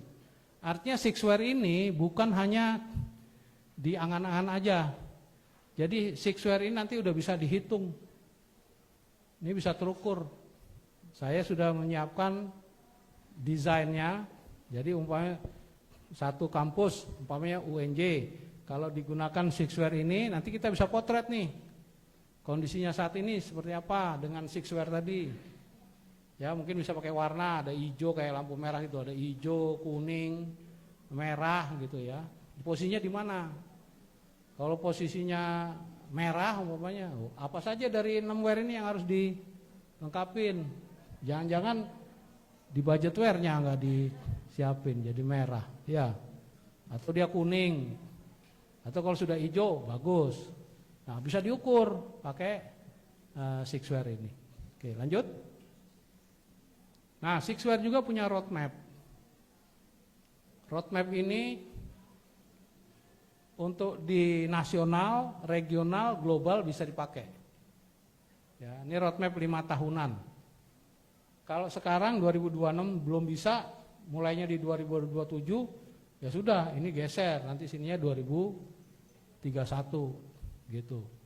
Tapi intinya ada 5 tahapan di sini, speed of actionnya. Tahap pertama itu biasanya kita masih bersifat human based cyber security. Ya, sifatnya masih orang, belum mesin, belum tools yang ngerjain, masih orang manual gitu. Harapannya tahun kedua menjadi tool based. Ya, naik ketiga partially integrated, kemudian baru full integrated, barulah kita dapat integrated global regional cyber security. Ya, Bapak Ibu. Ya, lanjut. Baik, adik-adik mahasiswa, kita sampailah ke akhir presentasi saya, ya, dengan kesimpulan yang pertama, AI menjadi faktor strategis dalam landscape keamanan global regional. Yang kedua, ancaman cyber global regional semakin kompleks, sifatnya multidimensi dan lintas negara. Yang ketiga, cyber security harus jadi prioritas utama dari Pertahanan Cyber Nasional, karena ini untuk meningkatkan cyber defense kita. Yang keempat, pengembangan SDM, ya, yang punya kompetensi AI dan cyber security serta literasi digital jadi faktor fundamental. Yang kelima, kolaborasi lintas sektoral lewat public private partnership itu kunci keberhasilan. Kemudian yang keenam, Indonesia perlu menyusun grand strategy roadmap cyber security nasional berbasis AI. Dan yang terakhir, Sixware Cyber Security Framework bisa menjadi fondasi utama melindungi kedaulatan dan ketahanan cyber nasional di era AI. Lanjut, Pak. Dan ini adik-adik mahasiswa beberapa referensi buku yang saya pakai, ya, mudah-mudahan bisa kalian dapat e-booknya, ya, kalau ada di internet. Khusus yang tengah ini, buku saya ini saya kasih sekarang buat satu, ada 2 ya, satu buat panitia, satunya lagi buat perpustakaannya FIS. Nah, oke, lanjut Pak. Baik, demikian yang dapat saya sampaikan, kurang lebihnya saya mohon maaf. Sebelum saya akhiri, jangan lupa ya, follow akun saya ya. Asik. Saya naruh konten-konten materi pendidikan di sini, ya. Ada di Instagram, ada di YouTube maupun di TikTok, ya. Baik, saya akhiri dengan wabillahi taufiq wal hidayah. Wassalamualaikum warahmatullahi wabarakatuh. Nanti silakan kalau ada yang mau bertanya. Sebelumnya saya akan serahkan dulu bukunya ya. Oke, terima kasih. Oke, give applause buat Prof. Rudi Agus Gemilang Gultom. Terima kasih banyak Prof atas pemaparannya yang sangat komprehensif dan luar biasa, kan? Berkaitan dengan strategi nasional cyber security gitu ya teman-teman, untuk menghadapi ancaman global. Nah, sedikit saya simpulkan ya bahwa salah satu poin pentingnya dalam materi ini adalah bahwa AI itu sudah menjadi kekuatan strategis pertahanan global dan juga geopolitik, teman-teman. Tadi sudah disampaikan juga strategi-strategi apa aja sih gitu kan yang dapat memperkuat kita dalam menghadapi ancaman global. Salah satunya di situ adalah kolaborasi, di mana kita sebagai akademisi ada di dalam kolaborasi itu. Tadi ada triple helix, lalu yang dikembangkan menjadi quarter helix, di mana ada pemerintah, industri, akademisi, kan, dan masyarakat, dan juga ada usernya. Dan Prof, saya manggil bisa Prof Gultom gitu ya. Dan Prof juga mengembangkan implementasi dari Sixware, di mana ada brainware, hardware, software, infrastruktur. Lalu yang kelima ada framework dan juga budget. Ya, di mana tadi budget itu menjadi hal yang utama ya teman-teman.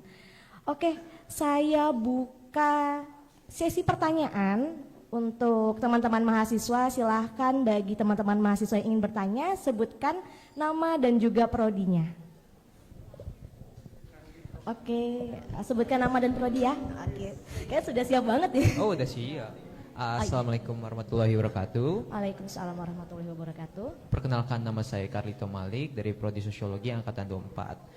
Oke, jadi ada pertanyaan ini seperti ini nih Prof. Karena saya kebanyakan nonton film dan main game, ada suatu skenario di mana AI mulai sentient. Sentient itu dimaksud yang mulai mengerti apa yang salah, nggak usah di prompt lagi. Jadi contohnya Terminator, Pak. Terminator kan ada sebuah AI namanya Skynet. Skynet itu mendata, big datanya menyatakan bahwa manusia itu adalah yang merusak bumi.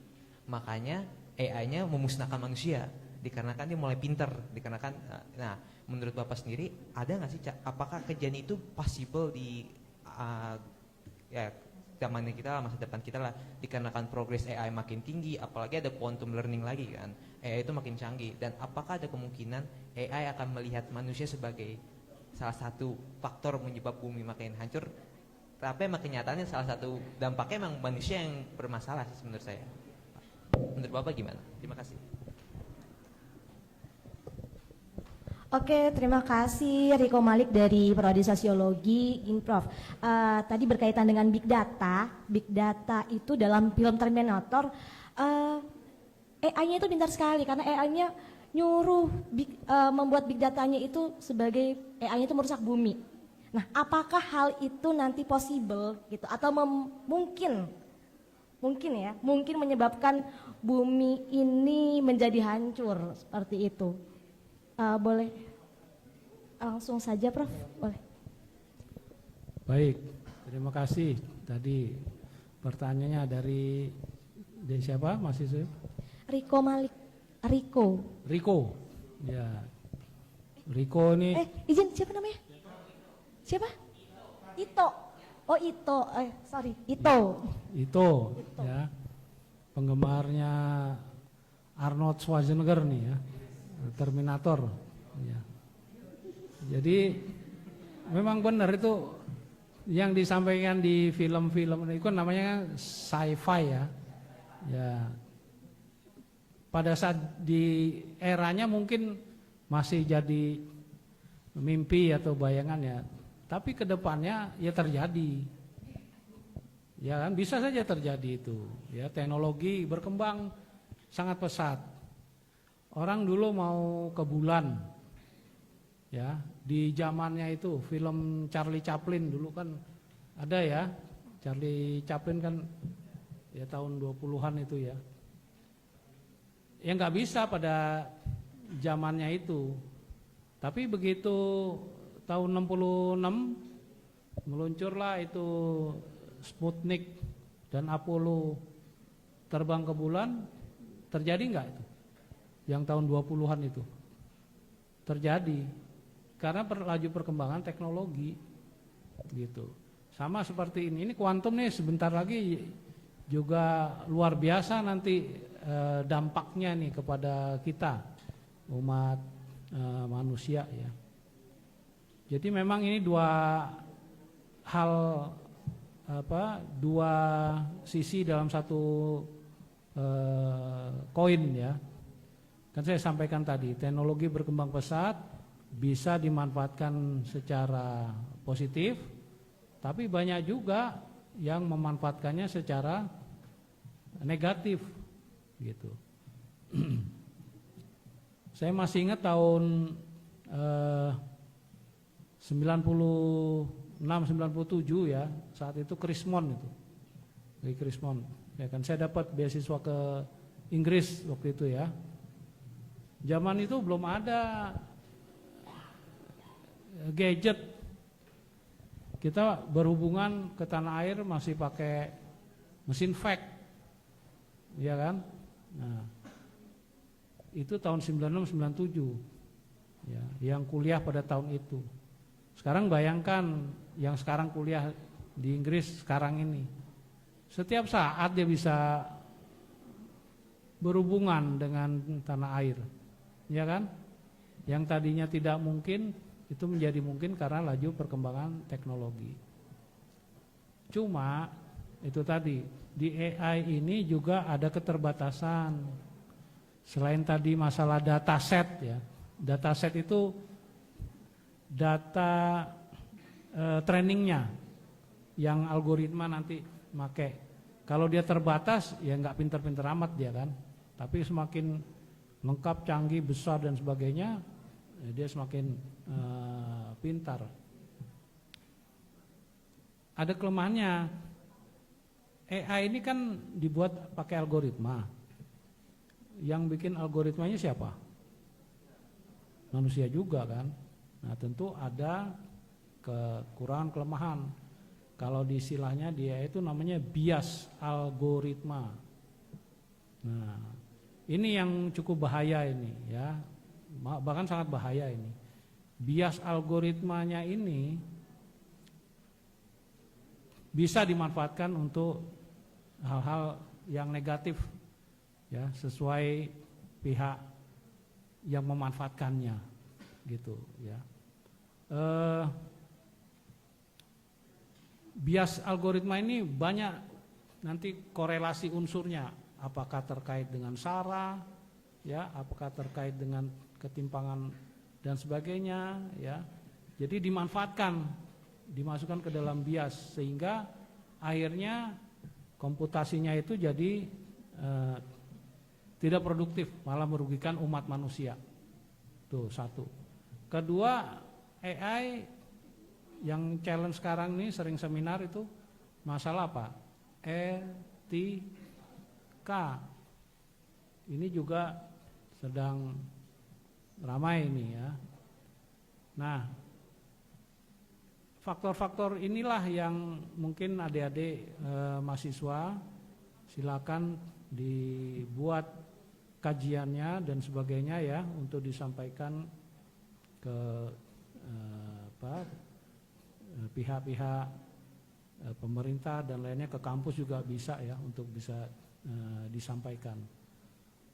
Artinya di balik kecanggihan teknologi AI ya yang sekarang ini termasuk nanti ada kuantum, itu masih ada ruang-ruang ya yang bisa balik membahayakan bagi humankind, umat manusia.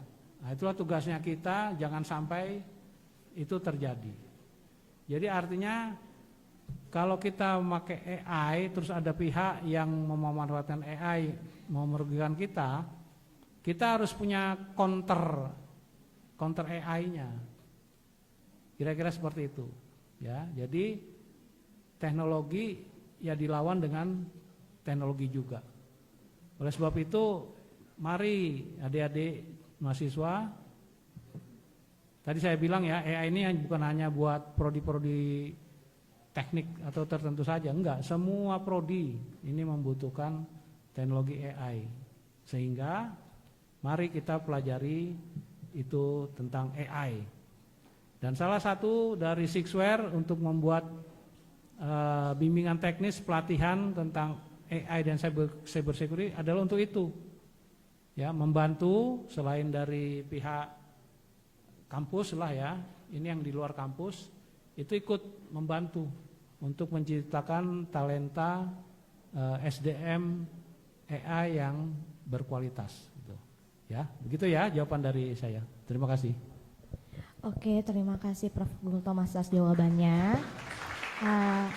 Intinya adalah bijak ber-AI, di mana kita selain human gitu kan yang mencerdaskan AI juga, tadi ada frameworknya juga, ada yang kita sebagai ada deep learning, ada machine learning, lalu ada AI. Gitu ya teman-teman. Oke, ada pertanyaan lagi, saya buka satu pertanyaan. Oke, silahkan sebutkan prodi dan namanya.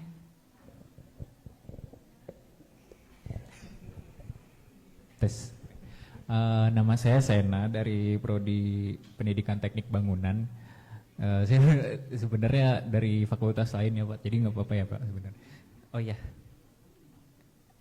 Aduh susah.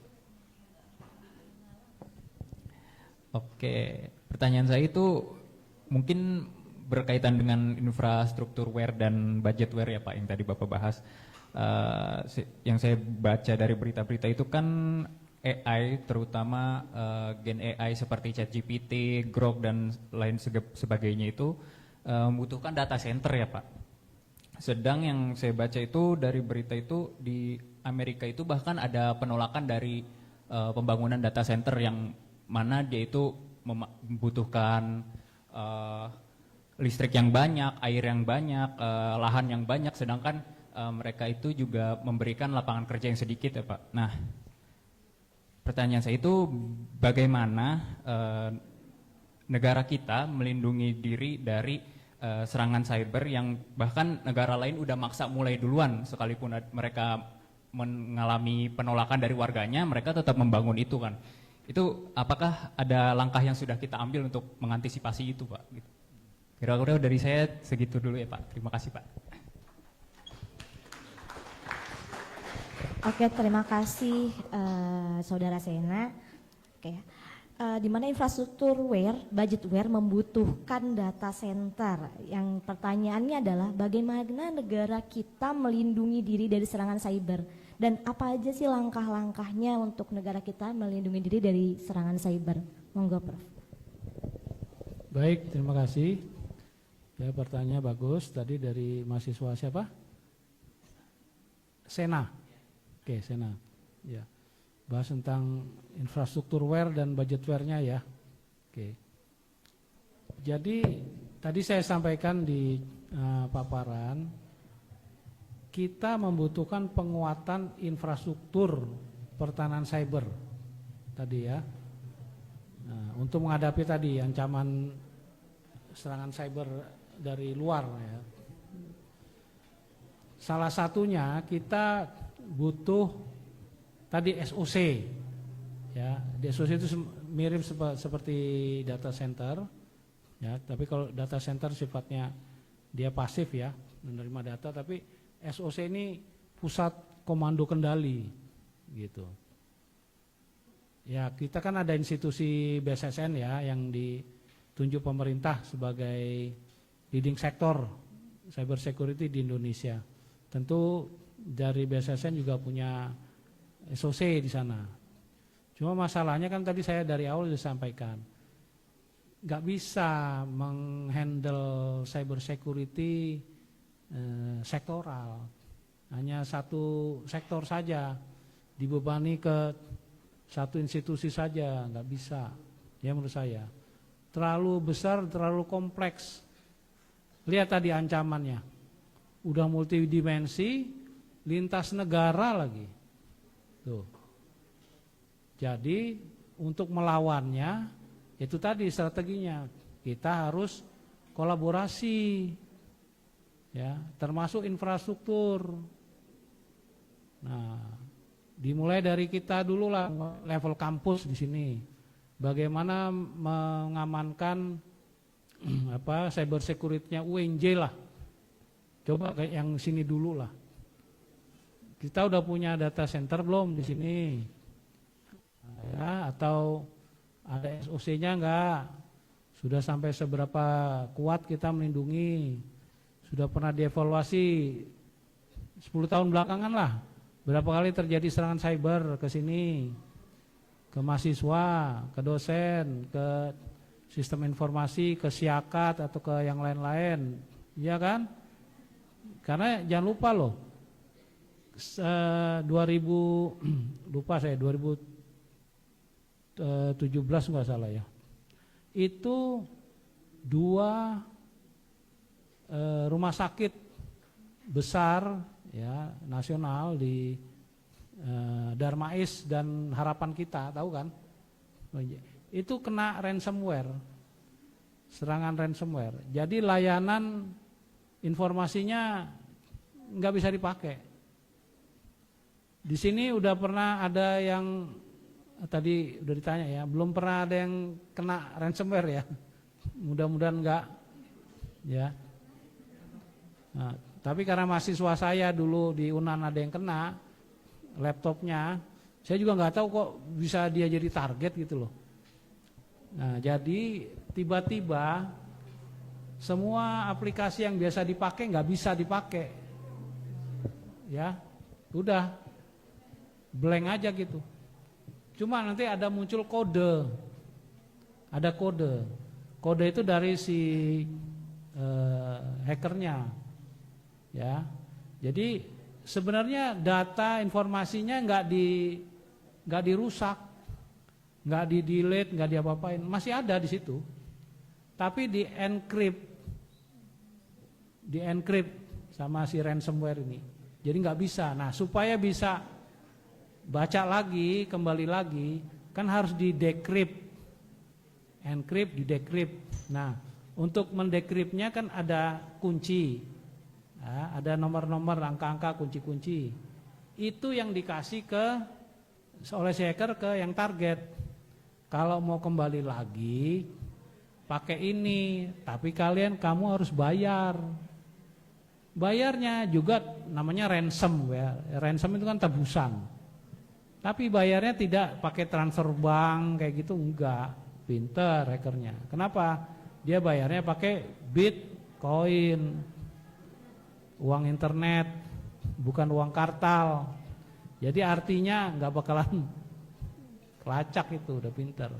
Begitu transfer Bitcoin, dapat kodenya, masukin, kembali ke normal lagi. Gitu ya. Jadi kembali ke yang tadi, kita perlu penguatan infrastruktur pertahanan cybernya ya. Selain SOC, data center dan lain-lainnya, termasuk intelijen cybernya tadi yang kita bangun early warning system, nah, dibantu AI tadi. Sehingga pola-pola umpamanya kita terkena serangan cyber, polanya itu sudah dibaca sama AI. Sehingga sudah ada antisipasinya, awareness apa yang harus dilaksanakan, bocornya di mana, bolongnya, security hole-nya di mana, itu dibantu AI nanti itu. Sehingga yang berikutnya sudah tidak ini lagi, tidak terjadi lagi. Ya mungkin terjadi model yang baru dan sebagainya. Nah, itulah selalu evolving. Kita selalu harus belajar. Ya, penguatan infrastruktur penting. Nah, penguatan infrastruktur ini terkait juga dengan budget. Mau bangun SOC yang bagus, mau bangun data center yang canggih, ya kan? Tapi nggak ada budget ware-nya, sehingga akhirnya jadinya apa? Aware. Nah, apa solusinya kalau nggak ada budgetware? Jangan sampai aware. Apa solusinya? Kolaborasi. Itu yang penting ya. Jadi jangan sektoral, harus kolaborasi ya. Itu jawabannya ya. Terima kasih. Oke, terima kasih Prof. Gultom atas jawabannya.